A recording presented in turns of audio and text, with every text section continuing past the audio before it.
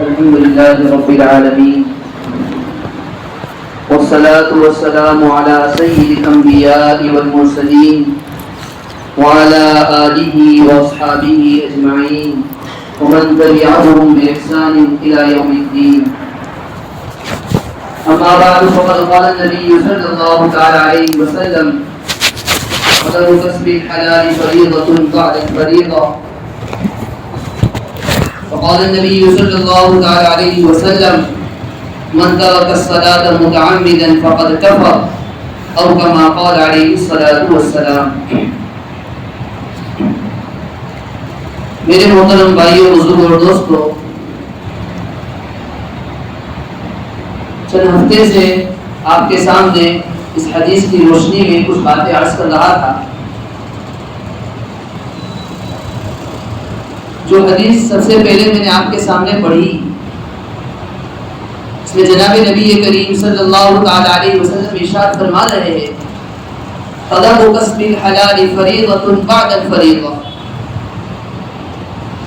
پہلے بھی میں نے بات عرض کی تھی کہ اس حدیث سے ایک بات تو یہ سمجھ میں آتی ہے کہ حلال روزی کو طلب کرنا، حلال روزی کے لیے محنت کرنا، کوشش کرنا، یہ دین سے خارج نہیں ہے، دین سے کوئی الگ چیز نہیں ہے، یہ بھی دین کا ایک اہم حصہ ہے. ماشاءاللہ بہت سارے حضرات تجارت کرتے ہیں، کوئی کمپنیوں میں کام کرتے ہیں، کوئی کھیتی باڑی کرتے ہیں. صحیح طور پر اپنی نیت کو درست رکھ کر یہ نیت کرتے ہوئے کہ میں تجارت اس لیے کر رہا ہوں کہ جناب نبی کریم صلی اللہ علیہ وسلم کا طریقہ تھا، آپ علیہ السلام کی سنت تھی. اگر یہ نیت رکھ کر اگر تجارت کر رہا ہے، کھیتی باڑی کر رہا ہے، تو اللہ تعالیٰ کی طرف سے اس پر بھی ثواب عطا کیا جائے. دوسری بات اس حدیث سے یہ معلوم ہوئی کہ آدمی کوشش کرے، محنت کرے، جدوجہد کرے، رات دن ایک کرتے ہوئے، لیکن سب سے پہلی اس کی ذمہ داری یہ ہو کہ آدمی یہ سوچے کہ جو ہی میں کوشش کر رہا ہوں، جو ہی محنت کر رہا ہوں، رات دن اس کے پیچھے کھپا رہا ہوں، جو مال میرے گھر میں آ رہا ہے، جو کھانا میرے گھر میں آ رہا ہے، اللہ تعالیٰ جو مال دے رہا ہے، یہ مال حلال کا ہے یا حرام کا ہے. دوسری کوشش یہ ہو. کہیں ایسا تو نہیں ہے کہ میں کوشش کر رہا ہوں لیکن جو مال آ رہا ہے وہ حلال کا نہیں، وہ حرام کا میرے پیٹ میں جا رہا ہے، میرے عیال کے پیٹ میں جا رہا ہے، میرے بیوی بچوں کے پیٹ میں جا رہا ہے، میرے گھر والوں کے پیٹ میں جا رہا ہے. کہیں ایسا تو نہ ہو. اسی سلسلے میں نے چند واقعات بھی سنائے تھے، حدیث سے بھی سنائی تھی کہ حلال کے بجائے حرام مال جب آدمی کے پیٹ میں جاتا ہے اس کی کیا کیا نحوست ہے. اولاد نافرمان ہو جاتی ہے، آدمی کی رزق کی برکت ختم ہو جاتی ہے، آدمی کا چین و سکون ضائع ہو جاتا ہے، مال بظاہر بڑھتا ہوا معلوم ہوتا ہے لیکن ایسا معلوم ہوتا ہے ایک طرف ہاتھ میں آیا اور دوسری طرف نکل گیا. تیسری اہم بات جو اس وقت مجھے عرض کرنی ہے، دیکھو حدیث میں غور کرو. میرے اور آپ کے آقا جناب محمد رسول اللہ صلی اللہ تعالی علیہ وسلم یہ ارشاد فرما رہے ہیں کہ حلال روزی کا طلب کرنا، حلال روزی کے لیے محنت کرنا، یہ دین کا ایک اہم فریضہ ہے لیکن دوسرے فرائض کے بعد ہے. آج بہت سارے حضرات کا حال یہ ہے، جیسے میں نے عرض کیا، محنت کر رہے، مشقت اٹھا رہے، تجارت کر رہے، کھیتی باڑی کر رہے، لیکن اسی کو مقصد اصلی سمجھ لیا ہے، یہی سب کچھ ہے.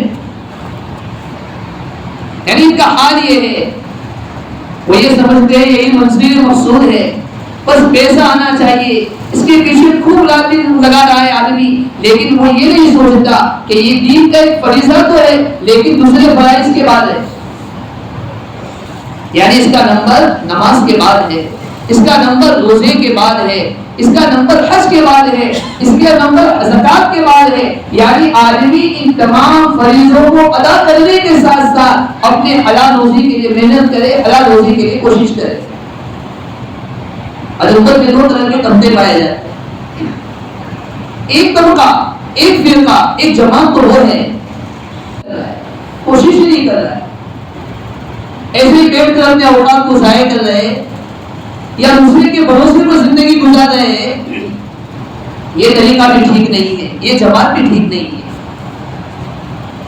اور ایک جماعت وہ ہے جو حلال روزی کے پیچھے اپنے آپ کو لگا تو رہی ہے، محنت تو کر رہی ہے، رات دن ایک تو کر رہی ہے، لیکن ایسی اس کے پیچھے لگ گئی، ایسی اس کے پیچھے لگ گئی کہ یہ بھول گئے کہ اللہ تعالیٰ نے اس کے علاوہ ایک دوسرا فریضہ نماز جیسی اہم عبادت بھی مسلمانوں پر رکھی ہے، آج یہ بھول چکا ہے۔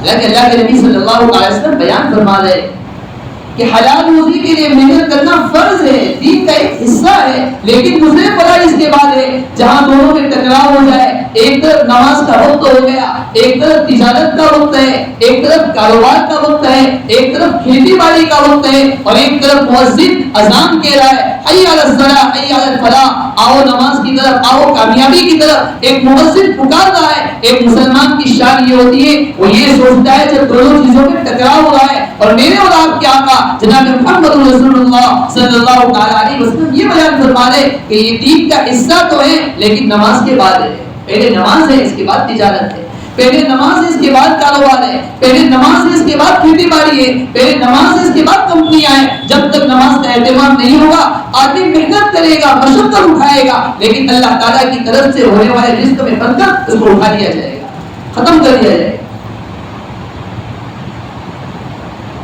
نماز کتنا اہم تحفہ ہے، کتنی اہم چیز ہے۔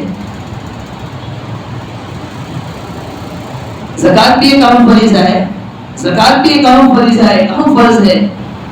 ان تمام چیزوں کو جب دینے کی باری آئی، اتارنے کی باری آئی، نبی علیہ الصلوۃ والسلام فرش پر موجود ہیں، آپ علیہ الصلوۃ والسلام زمین پر موجود ہیں، اور آپ علیہ الصلوۃ والسلام کو کبھی زکات کا تحفہ دیا گیا، کبھی حج کا تحفہ دیا گیا، کبھی روزے کا تحفہ دیا گیا۔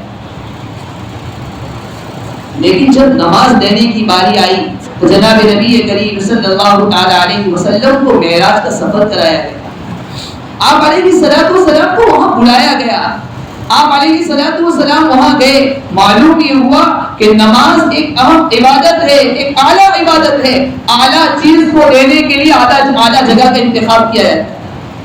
جب کوئی آدمی دنیا کے اندر دیکھتے ہوں گے کوئی اہم تحفہ کسی کو دینا ہو تو پرسنل میں بلا کر، اکیلے میں بلا کر، تنہائی میں بلا کر اس کو عطا کیا جاتا ہے، اور نیت کے ساتھ اس کو نوازا جاتا ہے، اور وہ آدمی بھی بڑا فخر کے ساتھ فخر محسوس کرتا ہے کہ مجھے تنہائی میں بلا کر یہ تحفہ دیا گیا ہے۔ نبی علیہ الصلوۃ والسلام کو بہت سارے تحفے دیے گئے، روزے کا تحفہ دیا گیا، زکات کا تحفہ دیا گیا، حج کا تحفہ دیا گیا، لیکن جب نماز کا تحفہ دینے کی باری آئی تو نبی علیہ الصلوۃ والسلام کو اپنے پاس بلایا گیا، راتوں رات سفر کرایا گیا، اور آپ علیہ الصلوۃ والسلام کو نماز کا تحفہ عطا کیا گیا۔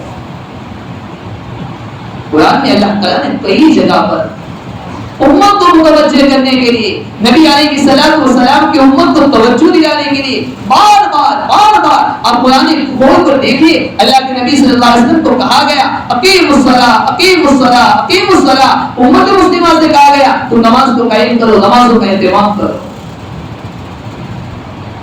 صحابہ کا حال یہ تھا جب نبی علیہ الصلوۃ والسلام معراج سے تشریف لائے، نماز کا تحفہ صحابہ کو سنایا گیا، پیش کیا گیا، صحابہ خوشی کے مارے جھوم اٹھے، کہنے لگے اب اللہ سے تعلق کا ایک واسطہ مل گیا، اللہ سے تعلق کا ایک ذریعہ مل گیا، اب اللہ کی رضا کو جوڑنے کا، اللہ کی رضا کو حاصل کرنے کا ایک ذریعہ مل گیا، ایک اللہ کی خوشنودی کو حاصل کرنے کا ذریعہ مل گیا، اب اللہ سے تعلق کا ایک ذریعہ مل گیا ہے۔ اتنے خوش ہو گئے، خوشی کی انتہا نہیں رہی کہ وہ اپنے سر کو اللہ کے سامنے جھکائیں گے، اللہ خوش ہو جائیں گے، اللہ سے ایک تعلق ہو جائے گا، اللہ سے بات کرنے کا ایک طریقہ معلوم ہو جائے گا۔ بندہ جب نماز پڑھتا ہے وہ اللہ تعالیٰ سے گفتگو کرتا ہے، اللہ تعالیٰ سے بات کرتا ہے۔ اور صحابوں کی اسی وجہ سے اتنی محبت تھی، نماز میں اتنی محبت تھی، جب بھی ان کو کوئی مشکل پیش آتی تھی وہ سب سے پہلے وسیل کی طرف متوجہ ہوتے تھے، اپنے سر کو اللہ کے سامنے جھکاتے تھے، اللہ سے مانگتے تھے۔ نبی علیہ الصلوۃ والسلام کا حال بھی یہ تھا، آپ علیہ الصلوۃ والسلام پر جب کوئی مشکل آتی تھی، جب کوئی پریشانی آیا کرتی تھی، آپ علیہ الصلوۃ والسلام نماز کی طرف متوجہ ہوتے تھے۔ طوفان آ گیا، ہوا آ گئی، رات دن کے اندر اندھیرا ہو گیا، آپ علیہ الصلوۃ والسلام کوئی متقی اس وقت تک متقی نہیں ہو سکتا جب تک کہ نماز کا اہتمام نہ کرے. کوئی ولی اس وقت تک ولی ہو ہی نہیں سکتا جب تک کہ وہ نماز کا اہتمام نہ کرے. کوئی قطب اس وقت تک قطب ہو نہیں سکتا جب تک کہ وہ نماز کا اہتمام نہ کرے. کوئی ابدال اس وقت تک ابدال ہو ہی نہیں سکتا جب تک کہ وہ نماز کا اہتمام نہیں کرے. کوئی امام اس وقت تک امام ہو ہی نہیں سکتا جب تک کہ وہ نماز کا اہتمام نہ کرے. نماز تو دین کا ستون کا ہے. کوئی نماز کے بغیر کوئی ولی بن جائے گا؟ کبھی دنیا میں دیکھا ہے اگر کوئی نماز نہیں پڑھتا ہے اور اپنے ولی ہونے کا دعویٰ کرتا ہے، حقیقی معنوں میں ولی ہو ہی نہیں سکتا ہے. کوئی نماز کا اہتمام نہیں کرتا ہے، لوگ اس کو قطب مانتے، لوگ اس کو ابدال مانتے، لوگ اس کو بزرگ مانتے، لیکن وہ حقیقی معنوں میں بزرگ ہے ہی نہیں، اس لیے کہ دین کا ایک اہم ستون نماز کو ادا نہیں کر رہا ہے. ایک حدیث ہے جناب نبی کریم صلی اللہ علیہ وسلم نے ارشاد فرمایا من ترک الصلاۃ متعمدا فقد کفر. جس آدمی نے جان بوجھ کر کے نماز کو چھوڑ دیا اس نے کفر کیا. ہمارے بعض علماء نے اس کی تعبیر کی ہے کہ وہ کفر تک پہنچ چکا ہے. اندازہ لگائیے ہم میں سے کتنے بھائی کتنے لوگ جو اپنے آپ کو مسلمان کہتے ہیں لیکن نبی علیہ الصلوۃ والسلام فرما رہے کہ جو آدمی جان بوجھ کر کے نماز کو چھوڑ رہا ہے تو کفر تک پہنچ رہا ہے. ایک اور حدیث ہے نبی علیہ الصلوۃ والسلام نے بیان فرمایا اول ما يحاسب به العبد يوم القيامه الصلاۃ. قیامت کا دن ہوگا، قیامت کے دن سب سے پہلے جس چیز کا حساب کیا جائے گا وہ نماز ہوگی. سب سے پہلے نماز کا حساب ہوگا. جس کی نماز درست نہیں کرائی اس کے سب اعمال درست ہوں گے. جس کی نماز ہی بیکار، نماز کا اہتمام ہی نہیں کیا، اس کے سب اعمال بیکار چلے جائیں گے. ایک اور حدیث ہے نبی علیہ الصلوۃ والسلام بیان فرما رہے الصلاۃ عماد الدین. نماز تو دین کا ستون ہے. ہمارے گھر میں ہماری چھت میں ہم ستون لگاتے ہیں. ستون کو ختم کر دیا جائے، ستون کو توڑ دیا جائے وہ چھت کمزور ہو جاتی ہے، بہت سی مرتبہ تو وہ چھت گر جاتی. نبی علیہ الصلوۃ والسلام بیان فرما رہے کہ نماز دین کا ستون ہے. جس طرح چھت کے اندر لگائے ہوئے ستون کو گرا دیا گیا وہ چھت کمزور ہو جائے گی، وہ چھت گر جائے گی. اسی طرح نبی علیہ السلام فرما رہے جس نے نماز کا اہتمام کیا اس نے دین کے ستون کو برقرار رکھا، اور جس نے نماز کو چھوڑ دیا اس نے دین کے ستون کو ڈال دیا، گرا دیا. نبی علیہ السلام نے اتنے فضائل اور چھوڑنے پر اتنی وعید بیان فرمائی. آپ نے وہ حدیث بھی سنی ہوگی نبی علیہ الصلوۃ والسلام بیان فرما رہے کہ میرے دل میں کبھی یہ بات آتی ہے کہ وہ لوگ جو نماز کا اہتمام نہیں کرتے، نماز کو جماعت کے ساتھ ادا نہیں کرتے، ان کے بارے میں نبی علیہ الصلوۃ والسلام نے بیان کیا میرے دل میں یہ بات آتی ہے کہ میں کسی کو کہوں کہ جا کر نماز پڑھائے اور چند نوجوانوں کو حکم کروں کہ وہ جا کر لکڑیاں جمع کرے، جلانے کی لکڑیاں جمع کرے، اور پھر وہ لوگ جو اپنے گھروں پر نماز پڑھ لیتے ہیں، جماعت کا اہتمام نہیں کرتے، نماز کو ادا نہیں کرتے، ان لوگوں کے گھروں کو جا کر جلا دو. وہ نبی علیہ الصلوۃ والسلام کتنے غصے کا اظہار فرماتے ہیں. آج ہم سوچیں کہ ہمارا کیا حال ہوگا. نبی علیہ الصلوۃ والسلام یہ بیان فرما رہے کہ اگر ایسے لوگ ایسے منافق ہیں جو نماز کا اہتمام نہیں کرتے، دل میں آتا ہے کہ ان کے گھروں کو جلا دو. ایک صحابی ہے، ایک مرتبہ انہوں نے فرمایا نبی علیہ الصلوۃ والسلام کا انتقال ہو گیا. اس کے بعد انہوں نے لوگوں کے درمیان خطبہ دیا اور خطبے میں انہوں نے ارشاد فرمایا کہ وہ حضرات جو جماعت کے ساتھ نماز کا اہتمام نہیں کرتے ہیں میرے دل میں آتا ہے کہ ایسے لوگوں کو قتل کر دوں. وہ کتنے صحابہ اس سے کتنے سخت تھے. حضرت عمر فاروق رضی اللہ تعالیٰ عنہ کے متعلق منقول ہے اللہ تعالیٰ نے ان کی حکومت بڑی وسیع کی تھی، آدمی سے زیادہ دنیا پر ان کی حکومت ہو چکی تھی. ایک مرتبہ حضرت عمر فاروق رضی اللہ تعالیٰ عنہ نے اپنے ماتحت رہنے والے جتنے گورنر تھے ان سب گورنروں کے نام ایک خط لکھا.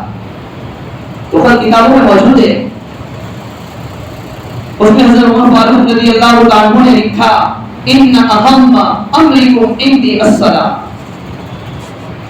حد سے زیادہ محترم کی شان کام، سب سے زیادہ بڑا کام اگر کوئی ہو سکتا ہے تو وہ نماز ہے. اور آگے کیا فرمایا؟ فمن حفظها وحافظ عليها حفظ دینہ. جس آدمی نے نماز کی حفاظت کی، نماز کو پابندی کے ساتھ ادا کیا، حافظ علیہا اس نے دین کی حفاظت کی، حفظ دینہ اس نے اپنے دین کی حفاظت کی. ومن ضيعها فهو لما سواها اضيع. حضرت عمر فاروق رضی اللہ تعالی بیان فرمانے کہ جو آدمی نماز کو چھوڑ رہا ہے، نماز کا اہتمام نہیں کر رہا ہے، وہ دین کے دوسرے شعبوں کو بھی ضائع کرنے والا ہوگا. جب نماز جیسی اہم عبادت کو ادا نہیں کر رہا ہے، اس سے کیا امید لگائی جا سکتی ہے کہ دین کے دوسرے شعبوں کو وہ سنبھال سکے گا، دین کے دوسرے شعبوں کے اندر وہ کام کر سکے گا. دیکھو حضرت عمر فاروق رضی اللہ تعالیٰ عنہ اپنے وقت کے گورنروں کو جو بات لکھ رہے وہ کون سی بات لکھ رہے؟ حضرت عمر فاروق رضی اللہ تعالیٰ عنہ فرمانے کہ میرے نزدیک تمہارے سب کاموں میں سب سے اہم کام نماز ہے. جو آدمی نماز کا اہتمام کرتا ہے، جب کان میں اذان کی آواز پڑتی ہے مسجد کی طرف متوجہ ہوتا ہے، اللہ تعالیٰ ان کو کن کن باتوں سے نوازتے ہیں. حضرت عبداللہ ابن مبارک رحمۃ اللہ علیہ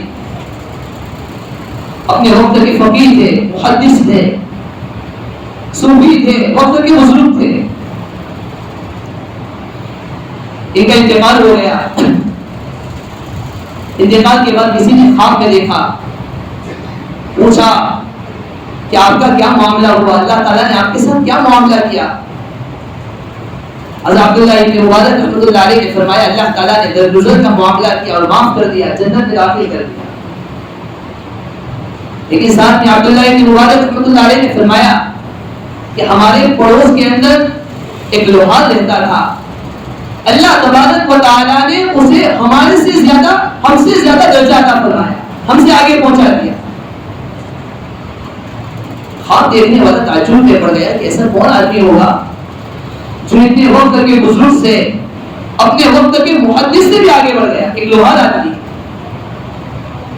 خواب دیکھنے والا اٹھا، اٹھنے کے بعد عبداللہ ابن مبارک رحمۃ اللہ علیہ کے محلے میں پہنچا اور لوگوں سے معلوم کیا کہ لوہار کہاں رہتا تھا. کسی نے بتایا کہ اسی محلے میں عبداللہ ابن مبارک کے پڑوس کے اندر یہ لوہار رہا کرتا تھا اور اس کا انتقال ہو چکا ہے. یہ آدمی اس لوہار کی بیوی کے پاس گیا اور جا کر پوچھا کہ تمہارے شوہر کیا کرتے تھے اور ان کا کیا خاص عمل تھا؟ بیوی کہنے لگی کوئی اتنا خاص عمل تو تھا نہیں، بس وہ دین پر محنت کرتے تھے، لوہار کا کام کیا کرتے تھے اور تو کچھ خاص عمل تھا نہیں. پھر وہ بیوی کہنے لگی ہاں ایک خاص عمل تھا، وہ یہ تھا کہ روزانہ ہمارے پڑوس میں عبداللہ ابن مبارک رحمۃ اللہ علیہ رات کو اپنے چھت پر تہجد پڑھنے کے لیے کھڑے ہوتے تھے. میرا شوہر دیکھتا تھا کہ عبداللہ ابن مبارک رحمۃ اللہ علیہ تہجد کا اہتمام کر رہے ہیں اور اس طرح کھڑے ہیں جس طرح لکڑی کو گاڑ دیا گیا ہو، یعنی بالکل حرکت نہیں کر رہے، بالکل سیدھے ہو کر اللہ تعالیٰ کی طرف متوجہ، قرآن کی تلاوت کر رہے، تہجد کا اہتمام کر رہے. یہ لوہار یہ کہا کرتا تھا کہ عبداللہ ابن مبارک فارغ ہے، ان کے پاس وقت ہے، اس لیے اتنی تہجد کا اہتمام کرتے ہیں. میں تو دن بھر کا تھکا رہتا ہوں، میں تھکا ہوا رہتا ہوں، اس لیے میں اس طرح کھڑا نہیں رہتا، نہیں ہو سکتا ہوں. اگر میرے پاس بھی وقت ہوتا، میں تھکا ہوا نہیں ہوتا تو میں بھی اسی طرح کھڑا ہوتا. وہ اس بات کی رغبت کیا کرتے تھے، اس بات کی تمنا کیا کرتے تھے کہ میرے پاس بھی وقت ہوتا. اور دوسرا ان کا خاص عمل یہ تھا کہ دن بھر ہتھوڑے کے ذریعے سے ہتھوڑے کو لوہے کے اوپر مارا کرتے تھے، سب چیزیں بنایا کرتے تھے. لیکن جب اذان کی آواز انہیں کے کان میں پڑتی تھی تو اگر ہتھوڑا اٹھایا ہوا ہے اور اذان کی آواز کان میں پڑی تو وہ یہ کہتے تھے اب میرے لیے درست نہیں ہے کہ اذان کی آواز کے کان میں پڑنے کے بعد اپنے اس اٹھائے ہوئے ہتھوڑوں کو، اپنے اس اٹھائے ہوئے ہتھوڑے کو لوہے پر ماروں. میرا دل یہ گوارا نہیں کرتا ہے، میرے لیے درست نہیں ہے. اور اسی طرح اپنے ہتھوں اور گھوڑا جو انہوں نے مارنے کے لیے اٹھایا تھا اس کو پھینک دیتے تھے اور اذان کی آواز سن کر مسجد کی طرف متوجہ ہو جاتے تھے. جب یہ دو بات کو پسند آ گئی ہوگی اور اسی بات کی وجہ سے اللہ تبارک و تعالیٰ نے اپنے وقت کے محدث، اپنے وقت کے بزرگ، اپنے وقت کے صوفی عبداللہ ابن مبارک رحمۃ اللہ علیہ کے درجے سے بھی زیادہ درجہ ان کو عطا فرمایا. سوچیے نماز کتنی اہم عبادت ہے. ہم غور کریں، ایک مؤذن روزانہ پکارتا ہے، 5 وقت اعلان کرتا ہے. یہ اپنی طرف سے اعلان نہیں کر رہا ہے، یہ اللہ کی طرف سے ندا کر رہا ہے، یہ اللہ کی آواز کو ملا کر آواز کر رہا ہے، آ جاؤ نماز کی طرف، آ جاؤ کامیابی کی طرف. بندہ روزانہ 5 وقت اپنے کام کے اندر آواز کو سنتا ہے، لیکن اس کوئی اپنی جگہ سے حرکت کرنے کے لیے تیار نہیں ہوتا ہے. ایک وقت کے وزیر اعظم کی طرف سے ایک مرتبہ اعلان کیا جاتا ہے، آدمی اس کی بات کا اہتمام کرتا ہے، اس کی بات کو ماننے کے لیے کھڑا ہو جاتا ہے. لیکن میرا اور آپ کا رب جس کا کلمہ ہم نے پڑھا ہے، جس کے ایک ہونے کی ہم نے گواہی دی ہے، جس محمد رسول اللہ صلی اللہ علیہ وسلم کی رسول کی رسالت کی ہم نے گواہی دی ہے، نبی علیہ الصلوۃ والسلام بھی بیان فرما رہے نمازوں کا اہتمام کرو، نمازوں کی پابندی کرو، لیکن ہم اس کے لیے تیار نہیں. وہ ہم اپنے اعتبار سے یہ کہہ رہے ہیں کہ ہم نمازوں کو تو چھوڑ سکتے، اپنی تجارت کو چھوڑ نہیں سکتے. ہم نمازوں کو تو چھوڑ سکتے، اپنی کھیتی باڑی کو چھوڑ نہیں سکتے. ہم نمازوں کو تو چھوڑ سکتے، اپنی کاشتکاری کو چھوڑ نہیں سکتے، کاشتکاری کو چھوڑ نہیں سکتے. ہم نمازوں کو تو چھوڑ سکتے، اللہ کے گھر کے ویران ہونے کو تو دیکھ سکتے ہیں، لیکن اپنے گھر کے ویران ہونے کو ہم نہیں دیکھ سکتے. آج امت مسلمہ سے نماز کا اہتمام بالکل ختم ہو چکا ہے. نبی علیہ الصلوۃ والسلام نے اپنے صحابہ کو اس کی تلقین کی. صحابہ کرام رضی اللہ عنہم اجمعین بھی نماز کا بڑا اہتمام کیا کرتے. اب اندازہ لگائیے کہ بہت بڑے بزرگ گزرے حضرت مولانا رشید احمد صاحب گنگوہی رحمۃ اللہ علیہ. ایک مرتبہ دیوبند میں سالانہ جلسہ تھا. حضرت نے خطاب فرمایا، لوگوں کے سامنے تقریر کی، بیان کیا. اتنے میں عصر کا وقت ہو گیا. مولانا رشید احمد صاحب گنگوہی رحمۃ اللہ علیہ جلسے سے فارغ ہوئے، مسجد تک پہنچ ہی رہے تھے. لوگوں کی بھیڑ ہو گئی، کوئی ملاقات کرنے آ رہا ہے، کوئی ملنے آ رہا ہے، جلدی جلدی نکل رہے. اتنے میں حضرت مولانا محمد یعقوب صاحب رحمۃ اللہ علیہ نماز کھڑی کر دی. وہاں قرات شروع ہو چکی. حضرت مولانا رشید احمد صاحب گنگوہی رحمۃ اللہ علیہ مسجد کے اندر پہنچے، نماز ادا کی، اور نماز ادا کرنے کے بعد جیسے ہی سلام پھیرا ان کا چہرہ غم زدہ ہو گیا. غم کے آثار چہرے پر آ گئے.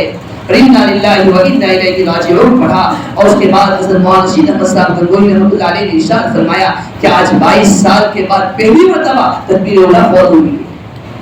نظر لگائیے ہمارے اکابر، ہمارے سلف، ہمارے مشائخ جن کے ہم نام لیوائے، ان کا حال یہ تھا 22 سال تک نماز کو چھوڑنا تو دور کی بات ہے، تکبیر اولیٰ کا اہتمام بھی کبھی چھوڑا نہیں کرتے. ہمیں چاہیے نمازوں کا خوب اہتمام کرے، نمازوں کی خوب پابندی کرے. جب تک مسلمان مسجدوں کو آباد کرتا رہے گا، مسجدیں آباد ہوتی رہے گی، کسی کی مجال نہیں ہوگی کہ کوئی ہماری مسجد کی طرف آنکھ نکال کر دیکھے. ہم سب کے اندر ایک غیرت ہونی چاہیے، ہم سب کے اندر یہ جذبہ ہونا چاہیے کہ مسلمان پر اللہ تعالیٰ نے نماز کو فرض کیا ہے. سب کام کو میں ایک طرف کر سکتا ہوں، لیکن نماز کو میں کبھی بھی چھوڑ نہیں سکتا ہوں. حضرت عمر فاروق رضی اللہ عنہ کا زمانہ ہے. ایک بڑی حضرت عمر فاروق رضی اللہ عنہ کے پاس آئی اور آ کر کہنے لگی کہ امیر المؤمنین، میرے پاس تیل تھا، وہ تیل زمین کے اندر گر گیا اور زمین نے میرا تیل نکال دیا ہے، میرا تیل اگل دیا، نگل دیا ہے، میرا تیل چوس دیا ہے. بڑھیا نے آ کر شکایت کی. امیر المؤمنین حضرت عمر فاروق رضی اللہ عنہ نے ایک کاغذ دیا، اس پر کچھ لکھا اور لکھ کر بڑھیا کو دے دیا اور جا کر کہا کہ جس جگہ پر آپ کا تیل گرا تھا، جس زمین کے جس حصے نے آپ کے تیل کو نگل دیا ہے، وہاں جا کر رکھ دینا. یہ بڑھیا لے کر گئی جہاں پر تیل گرا تھا. تو بڑھیا نے وہیں پر وہ کاغذ وہ چٹھی جا کر رکھ دی. کچھ ہی دیر ہوئی کہ وہاں سے تیل نکلنا شروع ہو گیا. لوگ حیرت میں پڑ گئے کہ آخر حضرت امیر المؤمنین حضرت عمر فاروق رضی اللہ عنہ نے کیا لکھ کر دیا، کون سی تعویذ لکھ کر دی کہ زمین نے تیل وہ تیل جو گر گیا تھا واپس نکال دیا. لوگوں نے کھول کر دیکھا تو اس چٹھی کے اندر اس کاغذ میں لکھا ہوا تھا، اے زمین، اس گڑیا کے تیل کو تو نے چوس لیا ہے، تو نے نگل لیا ہے، اگر تو نے اس کے تیل کو واپس نہیں کیا تو یاد رکھنا میں تیرے زمین کے اس حصے میں ایسے شخص کو دفن کروں گا جس نے نماز کا اہتمام نہیں کیا ہے، جو نماز کو چھوڑ دیا کرتا ہے۔ زمین نے جیسے ہی کاغذ کو دیکھا، زندگی ایسے نکل رہی ہے، ہم نماز کا بالکل اہتمام نہیں کر رہے، ہم قبر میں جائیں گے ہمارا کیا حال ہوگا۔ نبی علیہ الصلوۃ والسلام تو یہ فرما رہے قیامت کے دن سب سے پہلے جس چیز کا حساب کیا جائے گا وہ نماز ہوگی۔ اللہ تعالیٰ شان سے دعا ہے اللہ تبارک و تعالیٰ خوب پابندی کے ساتھ ہمیں نماز کے اہتمام کی توفیق عطا فرمائے۔ حدیث کی روشنی میں 3 باتیں میں نے عرض کی اور اسی پر آج اس حدیث کو ختم کر رہا ہوں۔ نبی علیہ الصلوۃ والسلام فرما رہے حلال روزی کے لیے محنت کرنا دین کا ایک اہم فریضہ ہے، لیکن دوسرے فرائض کے بعد اس کو ادا کرنا ہے۔ اللہ تعالیٰ شاموں نے جو باتیں کہلوائی سب سے پہلے مجھے ہم سب کو اس پر عمل کرنے کی توفیق عطا فرمائے، امت مسلمہ کو مسجد کے آباد کرنے کی توفیق عطا فرمائے۔ آمین۔ وآخر دعوانا الحمدللہ رب العالمین۔